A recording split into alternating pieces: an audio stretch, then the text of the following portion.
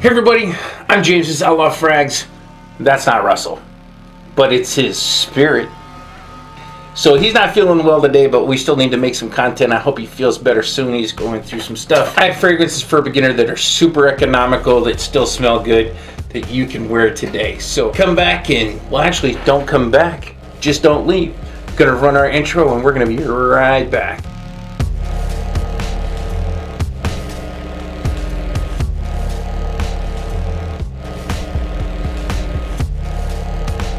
So what we're talking about today is I'm talking about the house of Perry Ellis. And Perry Ellis has been in the game and they have been making fragrances for a minute now. The actual designer brand of their shoes and clothes and everything is really nice. I enjoy their products. And as you can see, I got 5 of their fragrances in front of me that I have enjoyed for quite some time. The first one we're going to talk about is going to be Perry Ellis Red. And this is a outstanding summer fragrance. Gotta be like most people, man. I found out about this one through good old Jeremy Fragrance back when I used to watch him. And this is a wonderful clone of Acqua di Gio with a little bit of extra spice to it. The main accords to this are citrus, heavy spicy, aromatic, warm spicy, and woody.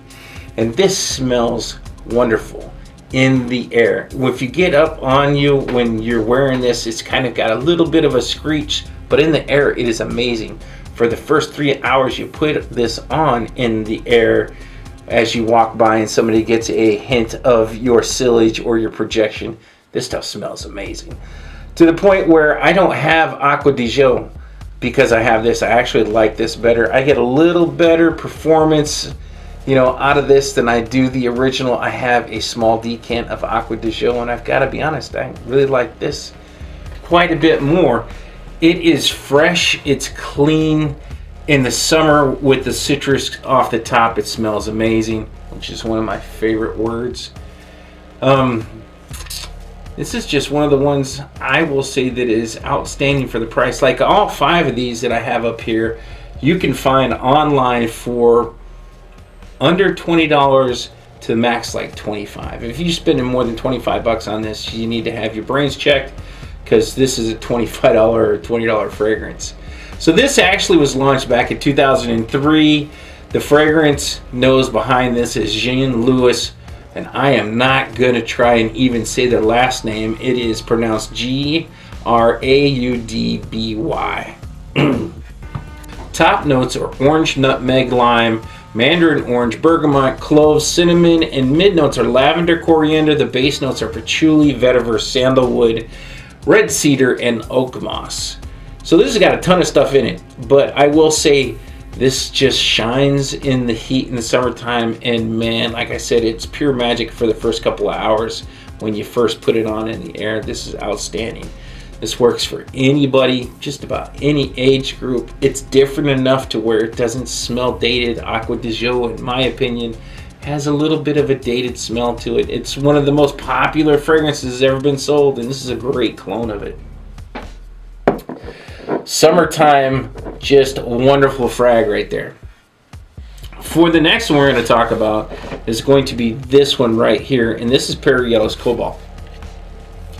I learned about this originally from Chad on the Gentleman's Journey, and he had quite a lot of nice things to say about it, and I gotta agree, I enjoy it just as much as he did. This was released in the summer of 2013, and let's take a look. And the composition of this one is a new addition providing a refreshing zest of Italian bergamot, mandarin, and ginger.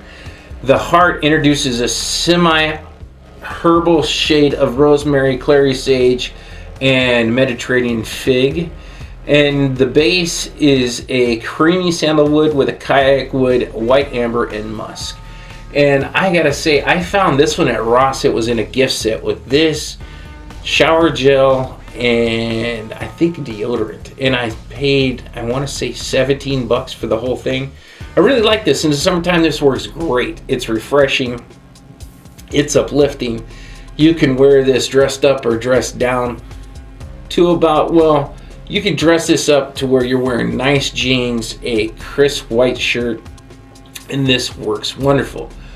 I will say for the price that I got it for, it is a no-brainer, and it is a wonderful addition to your summer fragrances when you're first starting out. If you got $100 and you're lucky, you should be able to pick up all 5 of these. This is a great starter kit from a house that's inexpensive yet still makes decent quality fragrances. The next one I am going to talk about is going to be Perry Ellis M. And Perry Ellis M, I was introduced to this one around the same time. I've had this bottle for everything that I've got to where I wish you could see. I've put a decent dent in this. I actually had Chanel Allure Homme, the original, for a while, and then when I picked this up, this was close enough to it that I believe I swapped my Chanel for something else. I can't remember what it was. But when I get the hankering for that DNA, I picked this up. I will say that this has got to be one of the worst bottles. Well, the bottle's not bad, it's the cap. Because the cap looks like it should be a vacuum cleaner attachment.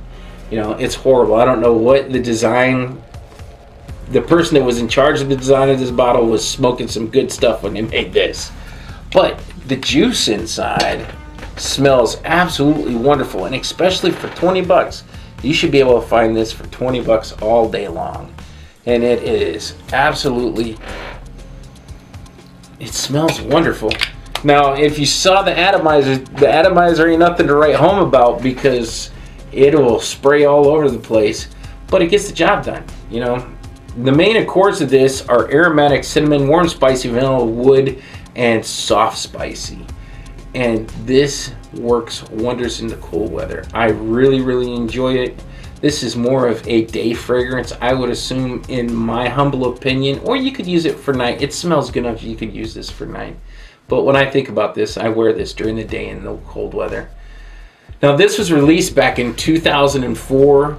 This is Perry Ellis M again, and the notes are cinnamon peel, balm, lily, and sage. Warm, powdery traces felt in the base of base, thanks to the vanilla and bright musk, tonka bean, cashmere tree, vetiver in the base.